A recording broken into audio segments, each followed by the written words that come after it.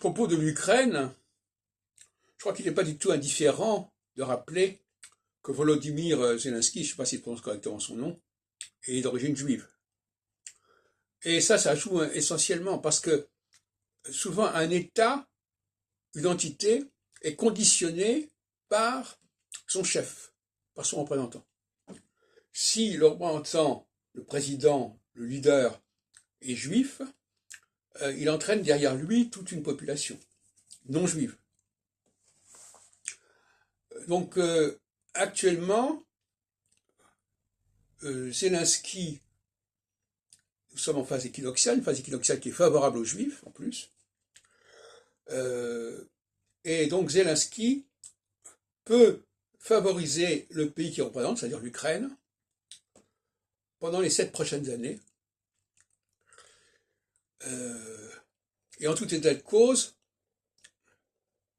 il faut toujours regarder quelle est la religion, enfin quelle est la race des leaders en présence, parce que ça permettra de déterminer quels sont les partis qui sont les plus protégés, les plus favorisés par les astres.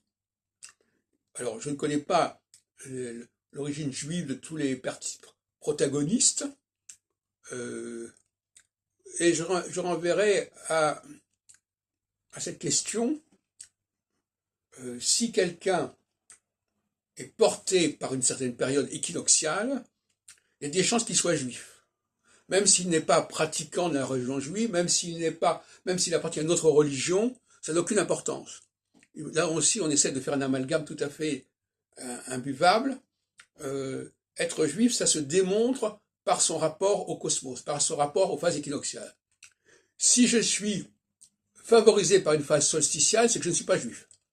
Si je suis favorisé par une phase équinoxiale, il y a des chances que je le sois. Donc, alors